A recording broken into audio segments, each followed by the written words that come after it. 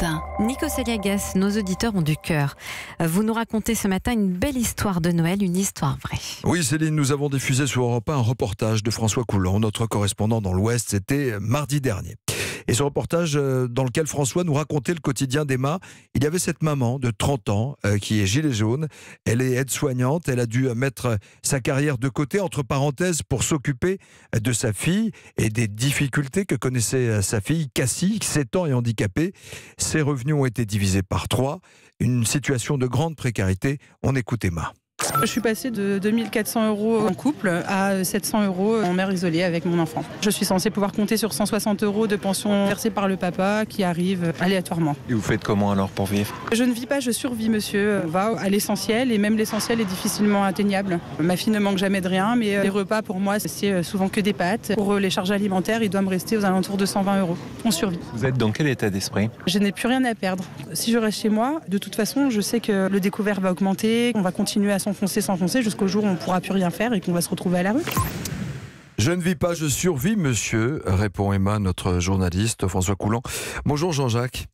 Bonjour. Vous êtes auditeur de notre station, vous avez entendu ce reportage lorsque nous l'avons diffusé en direct et le témoignage d'Emma vous a touché et vous vous êtes manifesté. Vous avez eu envie de prendre contact avec elle, pourquoi ? Parce que ce témoignage, je l'ai trouvé effectivement très émouvant, très touchant. On est face à quelqu'un qui a l'air d'une femme de caractère, qui est volontaire, qui est digne, qui s'exprime très clairement, qui n'est pas particulièrement revendicative, et qui décrit une situation que j'ai trouvée insupportable, on peut dire les choses simplement, à pas manger à sa faim. Donc ça vous choque, ça vous concerne, et vous l'appelez. Comment se passe le premier coup de fil ? Je suis rentré en contact avec elle, je lui ai demandé comment je pouvais l'aider. C'est simple, hein. Comment on peut aider, c'est en donnant de l'argent. Bon, elle était un peu réservée, très, très pudique et au fond très gentille.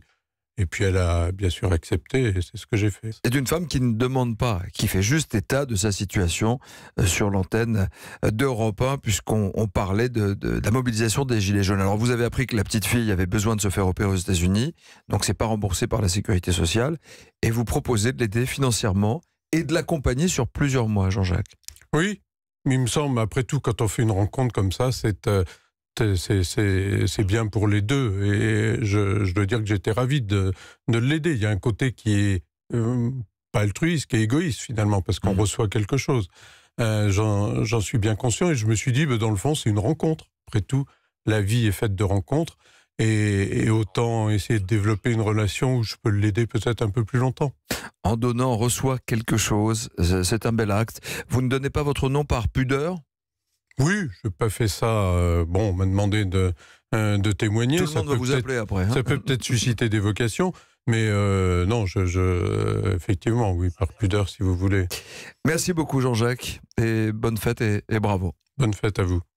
Et avec nous depuis la Bretagne, et grâce à François Coulon qui rend cette liaison possible, la maman Emma est avec nous. Bonjour Emma. Bonjour Nikos, bonjour Jean-Jacques. Comment avez-vous réagi quand Jean-Jacques vous a contacté ? Eh bien, comment j'ai réagi ? Dans un premier temps, j'ai été très très surprise et agréablement surprise, mais très très gênée parce que effectivement, comme vous l'avez justement dit, je témoignais sans attendre en retour. Bien sûr, vous ne faites pas l'aumône, hein, c'est clair. Voilà, vous vous êtes exprimé, vous aviez la parole et vous vous êtes exprimé. C'est étonnant de se dire qu'il y a des gens qui vous écoutent et qui sont concernés par votre histoire personnelle et votre épreuve personnelle. Exactement. Et d'ailleurs, pour faire le parallèle avec les Gilets jaunes, c'est ce que moi j'ai découvert depuis maintenant presque 4 semaines, depuis un mois maintenant. C'est que là, il y a une solidarité, il y a une humanité qui se révèle. Et je pourrais jamais remercier suffisamment Jean-Jacques. Votre petite fille elle doit être opérée aux États-Unis ? Alors, petite précision, en fait, elle est opérée à Barcelone, en Espagne. D'accord. Elle a déjà subi une première opération à ses 3 ans qui lui a permis de marcher. Et la deuxième intervention, c'est pour compléter les effets bénéfiques de cette première intervention. D'accord, pour aller plus loin. Voilà, c'est ça. Vous lui avez dit à Cassie ce qui s'est passé avec Jean-Jacques, oui, bien sûr. Il y a un Père Noël qui s'appelle Jean-Jacques. Oui, je lui ai expliqué. Elle est très contente, excusez-moi. elle est très contente. Bon, elle a que 7 ans, donc elle comprend les choses à sa hauteur, mais elle a dit qu'elle voulait écrire une lettre avec moi pour remercier Jean-Jacques. Voilà. Vous continuez à être mobilisé sur les ronds-points, vous portez encore le gilet jaune? Bien sûr, parce que jusqu'à présent, on n'a pas obtenu gain de cause. Personnellement, toutes les annonces qui ont été faites ne me touchent pas. Donc on continue et on ne va pas lâcher. Où est-ce que vous allez passer Noël, Emma? Eh bien, la question était en suspens jusqu'à ce que monsieur Jean-Jacques rentre en contact avec moi. Là, je pense qu'on va se regrouper un petit peu en famille, avec la famille proche, toujours dans le coin, et puis on va pouvoir faire un petit peu Noël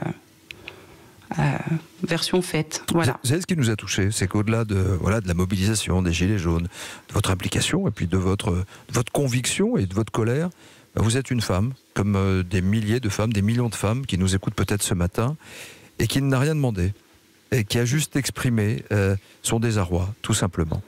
Et vous nous avez profondément touchés pour ça. Donc j'aime la pudeur que vous gardez avec Jean-Jacques. Il n'a pas donné son nom de famille, non pas par coquetterie, mais juste parce que c'est votre histoire maintenant. Nous sommes ici pour créer un lien. Nous sommes ici pour faire en sorte que les auditeurs puissent se rencontrer. C'est votre histoire. J'espère que ça va aider Cassie. J'espère que ça va mettre un peu de baume au cœur de votre quotidien. Et j'espère qu'au-delà de ce qui se passe aujourd'hui, de la situation tendue de ce pays, que votre histoire personnelle devienne une belle histoire et que vous trouviez l'harmonie, tout simplement, dans votre vie. Merci beaucoup, et je peux en profiter pour vous passer un petit message de Cassie, qui est très fan de vous sur certaines émissions que vous présentez, notamment The Voice. Venez me voir, et même à Europe 1 ou sur TV, venez me voir, tout simplement. On est là aussi pour vous divertir, ou on vous invitera, tiens. Si c'est compliqué pour vous, on fera en sorte que vous soyez avec nous. D'accord ? Merci, c'est gentil. Bon rétablissement. Et je remercie aussi le journaliste local, M. Coulon, qui a rendu possible cette rencontre, et Jean-Jacques, 1000 fois merci encore. Et François Coulon.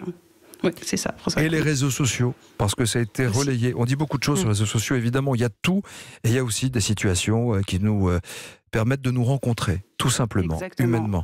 Je vous souhaite de bonnes fêtes de fin d'année. Également. Voilà, le plus simplement possible. C'est aussi ça, la radio, on est content d'être à vos côtés.